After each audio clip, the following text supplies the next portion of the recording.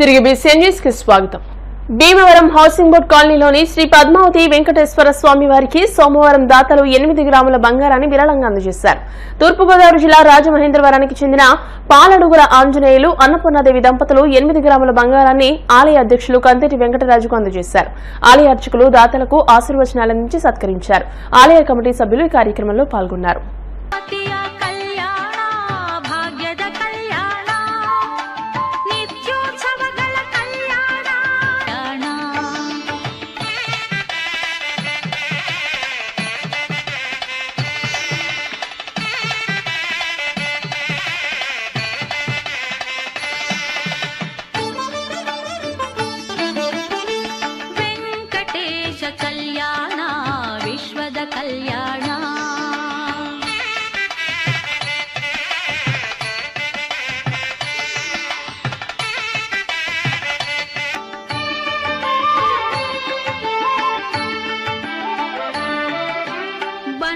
వైశాఖ దశమియ కళ్యాణ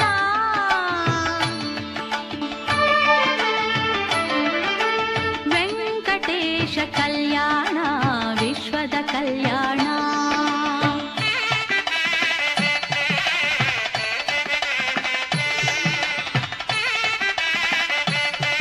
శ్రీ పద్మావతి సమేత వెంకటేశ్వర మందిరంలో మరి ఈరోజు వార్షిక కళ్యాణం మాస కళ్యాణం సందర్భంగా మరి ఆంజనేయులు గారి దంపతులు పూర్వం నుంచి కూడా ఇక్కడ స్వామివారి భక్తుడిగా ఉంటున్నారు. ఆయన మరి ఈరోజు మరి ఎప్పుడు కోరుకున్నారో తెలీదు, ఒక కాసు బంగారం స్వామివారికి ఇవ్వాలనేటువంటి వారు కోరుకున్నారో ఆ కోరిక నెరవేరి ఉంటుంది. అదేవిధంగా స్వామివారి దేవాలయ అభివృద్ధికి ఈ కాసు బంగారాన్ని కూడా వినియోగించాలని వారు చెప్పడం జరిగింది. వారికి వారి కుటుంబ సభ్యులకి ఎప్పుడూ కూడా స్వామివారి ఆశీస్సులు పూర్తిగా ఉండాలని మరీ కోరి ప్రార్థిస్తున్నాం. ఓం నమో వెంకటేశ్వర.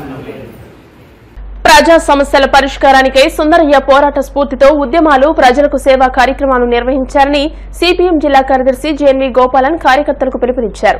దక్షిణ భారతదేశంలో కమ్యూనిస్టు పార్టీ ఉద్యమ నిర్మాత, కమ్యూనిస్టు గాంధీ, పీడిత ప్రజల విముక్తిదాత పుచ్చలపల్లి సుందరయ్య 40వ వర్ధంతి సభ సోమవారం సాయంత్రం భీమవరం మెంటేవారితోట పార్టీ ఆఫీసులో పార్టీ పట్టణ కార్యదర్శి బి వాసుదేవరావు అధ్యక్షతన జరిగింది.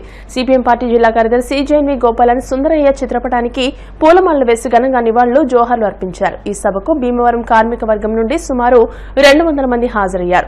ఈ సభను ఉద్దేశించి గోపాలన్ మాట్లాడుతూ, సుందరయ్య నెల్లూరు జిల్లా అలగానుపాడులో అగ్రవర్ణ భూస్వామ్య కుటుంబంలో జన్మించి పేద, బడుగు, బలహీన వర్గాల కోసం పనిచేశారని అన్నారు. కుల అంతరాలు లేని సమాజం కోసం పరితపించారని అన్నారు. ఆయన బాల్యంలోనే ప్రజల జీవితాల మధ్య అంతరాలను గుర్తించారని అన్నారు. ఈ అంతరాలు పోవాలని, అందరూ సమానంగా జీవించాలని, ఆ దిశగానే ఆయన జీవితాన్ని మలుచుకుని కృషి చేశారని అన్నారు. ప్రజా ఉద్యమాలను పుణికిపుచ్చుకుని సుందరయ్య ఉద్యమ స్ఫూర్తితో పనిచేయాలని గోపాలన్ కార్యకర్తలకు పిలుపునిచ్చారు. రాష్ట్ర నాయకులు మంతెన సీతారాం మాట్లాడుతూ, పుచ్చలపల్లి సుందరయ్య బాల్యంలోనే 17 సంవత్సరాల వయసులోనే విద్యార్థి దశలోనే స్వాతంత్ర్యోద్యమం, ఉప్పు సత్యాగ్రహంలో పాల్గొని పశ్చిమ గోదావరి జిల్లాలో అరెస్ట్ అయ్యారని అన్నారు. కమ్యూనిస్టు పార్టీలో చేరి దక్షిణ భారతదేశంలో పార్టీ స్థాపించి దాని అభివృద్ధికి అచంచలమైన కృషి చేశారని అన్నారు. పశ్చిమ గోదావరి జిల్లాలో ఉద్దరాజు రామంతో కలిసి పార్టీని స్థాపించారని అన్నారు.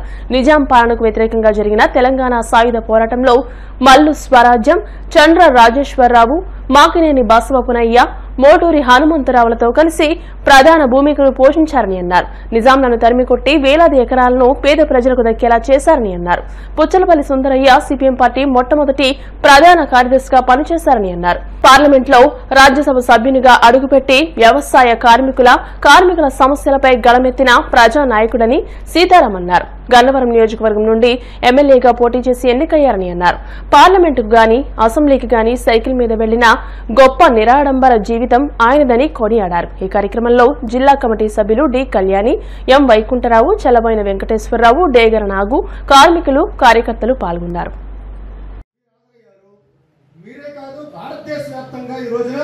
ముఖ్యంగా మన ఆంధ్రప్రదేశ్లో, తెలంగాణ రాష్ట్రంలో ఇవాళ సుందరయ్య గారి యొక్క వర్ధంతి సభల్ని వాడలా చాలా ఘనంగా నిర్వహిస్తూ ఉన్నాం.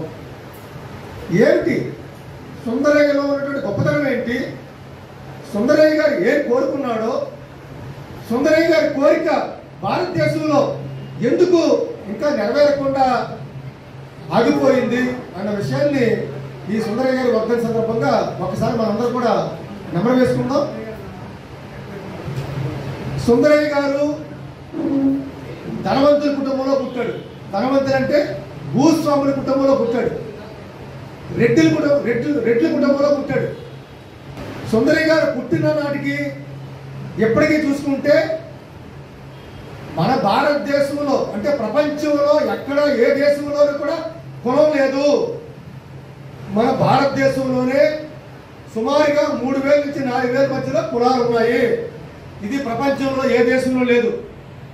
కొన్ని దేశాల్లో తెల్లోడు నల్లోడు అన్న తేడాలు ఉన్నాయి. అలాగే ధనికులు పేదల తేడాలు ఉన్నాయి తప్ప మన భారతదేశంలో ధనికులు పేదల తేడాలు ఉన్నాయి, ఇక్కడ కులాల తేడాలు ఉన్నాయి.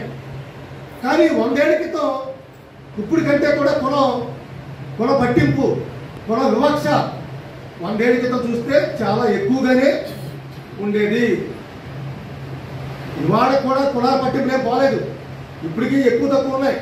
ఇప్పటికీ కూడా ఇంకా అటువంటి వివక్షలు ఉన్నాయి. కానీ 100 ఏళ్ల క్రితం అంటే ఆయన పుట్టిప్పటికి 113 ఏళ్ళు అయింది. అంటే 100 ఏళ్ల క్రితం మనం చూస్తే ఆయన 13 ఏళ్ళకి కుల వివక్ష, కుల పట్టింపులు చాలా ఎక్కువే ఉండేవి. కానీ ఆనాడైన పిల్లలు దేవుడితో సమానం అంటారు. చిన్నపిల్లలకి కలవశం ఉండదు, మాయా ఉండదు, మర్మం ఉండదు. వాళ్ళందరూ కూడా చాలా స్వచ్ఛంగా ఉంటారు కాబట్టి దేవుడితో పోల్చాడు. అలాగే ఆయన కూడా అప్పుడే భూమిలోకి వచ్చాడు కాబట్టి అవన్నీ చూసి అసలు కులం ఏంటి, ఒకరు ఎక్కువేంటి, ఒకరు తక్కువేంటి, అలాగే కొంతమందిని బాగా హీనంగా చూడటం అని చెప్పేసి అవన్నీ కూడా అది గమనించాడు. ఎందుకంటే ఆయన కుటుంబంలో ఉన్నటువంటి వాళ్ళ అమ్మ, వాళ్ళ బాబు, వాళ్ళ బంధువులు అందరూ కూడా రెడ్లు కులం కాబట్టి వాళ్ళ ఇంట్లో పాలేరులు, కింద కులం వాళ్ళు పాలేరుగా పనిచేసేవారు కాబట్టి వాళ్ళకి ఎక్కడ అన్నం పెడుతున్నారో, వాళ్ళకి ఎంత కూలిస్తున్నారో, వాళ్ళతోటి ఏ రకంగా మాట్లాడుతున్నారో వాళ్ళ ఇంట్లో చూశాడు, వాళ్ళ ఊళ్ళో చూశాడు. దాన్ని మాత్రం ఆయన సహించలేకపోయాడు, అంగీకరించలేకపోయాడు. అందువల్ల ఇంటి దగ్గర నుంచి ఆయన పోరాటాన్ని ప్రారంభించాడు. సుందరయ్య గారే స్వయంగా మన ఈ కమ్యూనిస్టు మొక్కనే మన భీమవరం నాటాడు. ఇది మీలో చాలా మంది తెలియదు. 34లో మన పార్టీని ఈ భీమవరంలో ఏర్పాటు చేసింది మొదటి శాఖని. ఒక 7 కుర్రాడిని అప్పుడే కాంగ్రెస్ ఉద్యమం, గాంధీ గారి ఉద్యమంలో పనిచేస్తుంటే వాళ్ళకి ఆ కాంగ్రెస్ గాంధీ గారి యొక్క పద్ధతిలో నచ్చక కొంత అసంతృప్తిగా ఉంటే ఈ విషయాలు తెలుసుకుని ఆయన 1934లో ఇక్కడ మన భీమవరం వచ్చి 7 యువకుల్ని చేసి ఒక శాఖ పెట్టారు, శాఖ. అప్పటి నుంచి ఇప్పటి వరకు మన పార్టీ ఎదుగుతూ ఈ రోజున జిల్లా వ్యాప్త పార్టీగా ఎదిగింది. అంటే సుందరయ్య గారు స్వయంగా మన పార్టీని మన జిల్లాలో నిర్మించారు. అన్ని జిల్లాలో ఇట్లా జరగాల, అది సాధ్యం కూడా కాదు.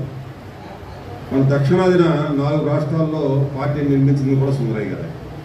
అంటే తమిళనాడులో కానీ, కేరళలో కానీ, మన ఆంధ్రప్రదేశ్లో కానీ, తెలంగాణలో కానీ, కర్ణాటకలో కానీ అన్ని చోట్ల కూడా సుందరయ్య గారు మన పార్టీ. భీమవరం మారుతి టాకీస్ సెంటర్లోని శ్రీ దాసాంజనేయ స్వామి దేవస్థానంలో స్వామివారికి మంగళవారం సింధూరంతో పూజ చేసి అలంకరణ చేశారు.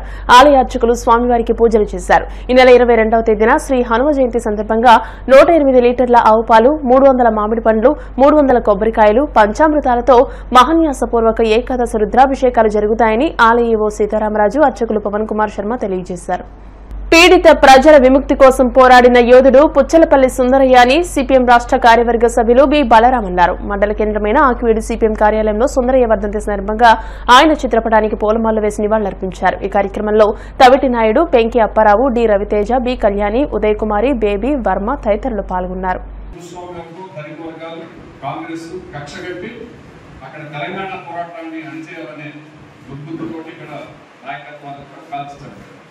కల్లెడి సుబ్బారాయుడు గారు కానీ, పేరెట్టు మృత్యుంజయుడు గారు కానీ, దేవరపల్లి సుబ్బారావు గారు కానీ, ఇలాంటి వ్యాపార యోధులు మురుసు మంగన్న గారు, ఇలాంటి ఉద్యోగ వర్గం మీద దాడి జరుగుతుంది.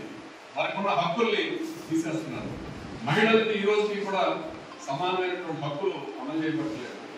దళితుల మీద, గిరిజనుల మీద, మైనారిటీల మీద దాడులు రోజు రోజుకి పెరుగుతున్నాయి. వాళ్ళకి రక్షణ లేకుండా పోతాను. ఇవన్నీ కప్పిపెట్టుకోవడం కోసం కార్పొరేట్లకి దోచిపెట్టడాన్ని కప్పిపెట్టడం కోసం ఈ రోజున ఈ దేశంలో మతత్వాన్ని బాగా ఈ విధానాలకు వ్యతిరేకంగా ప్రజల సమస్యల మీద నిలబడాలి. బీజేపీ ప్రజల మధ్యన చీలికలు తీసుకొస్తాను, మతాల మధ్యన చీలికలు తీసుకొస్తాను, మన రాజ్యాంగం కల్పించినటువంటి హక్కుల్ని దెబ్బతీస్తాం. దేశంలో ఉన్నటువంటి ప్రజలు వారు ఏ మతం వారైనా ఏ భాష వారైనా చూసాము. మొన్న పహల్గాంలో కాశ్మీర్లో ఉగ్రవాదులు పర్యాటకుల్ని దుర్మార్గంగా కాల్చి చంపారు. చాలా అమానుషం. ఈ చర్యను అందరూ మన పార్టీ ఖండించింది, అందరూ ఖండించాం. ప్రాణాలు కోల్పోయిన వారికి మనందరం శ్రద్ధాంజలి ఘటించాం. వారి కుటుంబాలకి మనం ప్రకారమైనటువంటి సానుభూతిని తెలియజేశాం. వారి కుటుంబాలను ప్రభుత్వం అన్ని విధాలు కూడా ఆదుకోవాలి అని ప్రభుత్వాన్ని కోరాం. మరి అంత వేల మంది పర్యాటకులు వచ్చే ప్రాంతంలో ఆ పర్యాటకులకు ప్రభుత్వం రక్షణ కల్పించలేకపోయింది. ఒకవైపున నిఘా వర్గాలు చెప్పి ఉగ్రవాదులు దాడులు జరగడానికి అవకాశం ఉన్నాయి అని హెచ్చరించినా కూడా ప్రభుత్వం పట్టించుకోలేదు. గతంలో కాశ్మీర్లో మేము ప్రజలను బాగు చేయడం కోసమే 370 అధికారాన్ని రద్దు చేశాం, 35A అధికారాన్ని రద్దు చేశాం. దీని ద్వారా ఉగ్రవాదాన్ని నిర్మూలిస్తాం, కాశ్మీర్ ప్రజలకి రక్షణ కల్పిస్తాం అని మాటలు చెప్పింది బీజేపీ. కానీ ఆ 370 అధికారాన్ని ఎందుకు రద్దు చేశారంటే కాశ్మీర్ ప్రజల యొక్క హక్కులు దెబ్బతింటారు, అంతేగాని కాశ్మీర్ ప్రజలకు రక్షణ కల్పించడానికి కాదు. అక్కడ ఉన్న యాపిల్ తోటల్ని, అక్కడ ఉన్న కుంకుమ తోటలు, అక్కడ ఉన్నటువంటి భూమిని, అక్కడ ఉన్నటువంటి చక్కటి ప్రదేశాలని కార్పొరేట్లకు అప్పచెప్పడానికి, అంబానీలకి అదానీలు లాంటి కార్పొరేట్లకు అప్పచెప్పడానికి ఆ 370 అధికారాన్ని రద్దు చేశారు. ఉగ్రవాద దాడులు తగ్గినాయా? 370 అధికారాన్ని రద్దు చేశాక మరి ఉగ్రవాదం దాడులు తగ్గిపోవాలి కదా, ఉగ్రవాదం పోవాలి కదా, పోలేదు. పైగా ఈ రోజున కేంద్రంలో ఉన్నటువంటి ప్రభుత్వం మైనారిటీల మీద ప్రత్యేకంగా దాడులు చేస్తాం. 370 అధికారాన్ని రద్దు కానీ, లేక ముస్లిం వక్ఫ్ బోర్డు చట్టంలో సవరణ కానీ, లేకపోతే CAA NRC పేరుతోటి మైనారిటీల మీద దాడికి కూడుకోవడం కానీ, ఇవన్నీ ఉగ్రవాద చర్యలు పెరగడానికి కారణం. ఈ రోజున భారతదేశంలో కూడా ఎర్ర జెండా అధికారంలోకి రావాలి అని మనం కోరుకుంటున్నాం. ఎర్ర జెండా అధికారంలోకి వస్తేనే ఈ ప్రజల యొక్క సమస్యలు పరిష్కారం. అందుకే ఒక కార్మిక వర్గ పార్టీగా CPM పార్టీ ప్రజల యొక్క సమస్యల మీద కృషి చేస్తూనే, అది కార్మిక వర్గం, రైతాంగం, కౌలు రైతులు, శ్రామిక ప్రజానీకం, చేకూరుతున్నారు, మహిళలు, అలాగే సామాజికంగా చూసినప్పుడు దళితులు, మైనారిటీలు, వీరందరి యొక్క సమస్యలు పరిష్కారం కోసం కృషి చేస్తూనే ఈ కృషి ఈ దేశంలో రాజ్యాధికారానికి రావడం ద్వారానే శ్రామిక ప్రజల యొక్క విముక్తి కలుగుతుంది. ఈ రోజున బడా పారిశ్రామికవేత్తలు, పెట్టుబడిదారులు దేశాన్ని దోచుకుంటున్నారు, కార్పొరేట్లు దోచుకుంటున్నారు. కష్టపడి పనిచేసేటువంటి శ్రామిక ప్రజానీకానికి వారికి నిజమైన వాటా రావట్లేదు. కార్మిక వర్గం కానీ, వ్యవసాయ కార్మికులు కానీ, వృత్తిదారులు కానీ, అలాగే సమాజంలో సగభాగంగా ఉన్నటువంటి మహిళలు కానీ దోపిడీకి గురవుతున్నారు. వీరి దోపిడీ నుంచి విముక్తి కావాలి అని అంటే ఎర్ర జెండా కూడా ఈ దేశంలో అధికారంలోకి రావాలి. టంగుటూరి ప్రకాశం పంతులు ఆంధ్ర రాష్ట్ర ప్రగతికి విశేషమైన బాటలు వేశారని, ప్రజా సంక్షేమమే లక్ష్యంగా ప్రకాశం పంతులు నిరంతరం శ్రమించారని భీమవరం బార్ అసోసియేషన్ అధ్యక్షులు ఏలటి న్యూటన్, ముదునూరి మురళీమోహన్ రాజు అన్నారు. క్విట్ ఇండియా స్తూపం వద్ద క్విట్ ఇండియా స్తూప కమిటీ ఆధ్వర్యంలో ఆంధ్రకేసరి టంగుటూరి ప్రకాశం పంతులు వర్ధంతి కార్యక్రమాన్ని నిర్వహించారు. ముందుగా ఆయన చిత్రపటానికి పూలమాలలు వేసి నివాళులర్పించారు. ఈ సందర్భంగా వారు మాట్లాడుతూ ప్రకాశం పంతులు జీవితం, ఆయన ఆచరించిన విలువలు నేటి యువతరానికి స్ఫూర్తి అని, ఆయన ఆశయాల సాధన కోసం ప్రతి ఒక్కరూ కృషి చేయాలని అన్నారు. నిర్వాహకులు చెరుకువాడ రంగసాయి మాట్లాడుతూ భీమవరంతో ప్రకాశం పంతులకు ఎక్కువ సంబంధాలున్నాయని, ఆయన విగ్రహం భీమవరం ప్రకాశం చౌక్ లో లేకపోవడం దురదృష్టకరమని అన్నారు. అనంతరం న్యూటన్ సౌజన్యంతో 20 మంది మహిళలకు చీరలు అందించారు. ఈ కార్యక్రమంలో రిటైర్డ్ పెన్షనర్స్ అసోసియేషన్ అధ్యక్షులు సాగిరాజు సత్యనారాయణరాజు, కార్యదర్శి సీతారామరాజు, భాస్కర్ రావు, కలిగొట్ల గోపాల శర్మ, దూలం నాగేశ్వరరావు, కొండ్రు శ్రీనివాస్, అరసవల్లి సుబ్రహ్మణ్యం తదితరులు పాల్గొన్నారు. ఆంధ్రకేసరి టంగుటూరి ప్రకాశం పంతులు గారి వర్ధంతి, వారి యొక్క సేవల్ని ఒకసారి మనం స్మరించుకోవాల్సిన అవసరం ఉంది. బ్రిటిష్ వారికి ఎదురు నిలబడి సైమన్ గో బ్యాక్ అంటూ తన గుండెలు చూపించినటువంటి వ్యక్తి. అటువంటి నిజంగా ఆంధ్ర సింహం మన టంగుటూరి ప్రకాశం. స్వతంత్ర సమరయోధుడిగా, న్యాయవాదిగా, నిష్కలంక ప్రజా నాయకుడిగా, ఈ ఆంధ్ర రాష్ట్ర ఉమ్మడి రాష్ట్ర తొలి ముఖ్యమంత్రిగా ఎన్నో రకాలైనటువంటి బాధ్యతలు నిర్వహించి ఏ విధమైనటువంటి ఆఖరి దశాంకంలో మరి ప్రజల యొక్క సహాయంతో ఆయన యొక్క అంత్యక్రియలు నిర్వహించుకునేంత గొప్ప మనిషి నిష్కలంకుడు టంగుటూరి ప్రకాశం పంతులు గారు.